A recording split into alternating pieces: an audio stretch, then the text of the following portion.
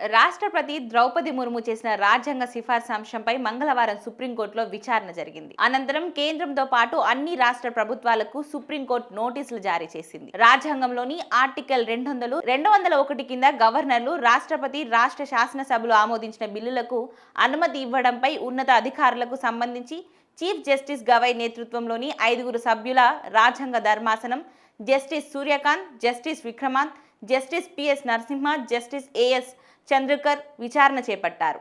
కేసులో తదుపరి విచారణను ఈ నెల 29కి వాయిదా వేస్తున్నట్లుగా ప్రకటించారు.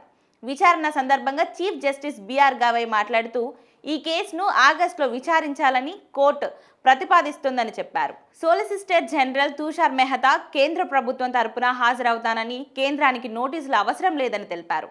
కేరళ రాష్ట్ర తరపు న్యాయవాది కేకే వేణుగోపాల్ మాట్లాడుతూ రాష్ట్రపతి సిఫార్సు యొక్క నిర్వహణపై ప్రశ్నలు లేవనెత్తుతామని తెలిపారు.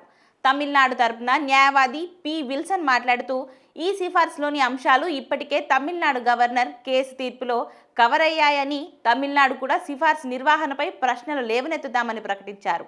మొత్తం మీద ఆగస్టులో విచారణకు రానున్న ఈ అంశం మరింత దుమారం రేపే అవకాశం ఉందని న్యాయ నిపుణులు అభిప్రాయపడుతున్నారు.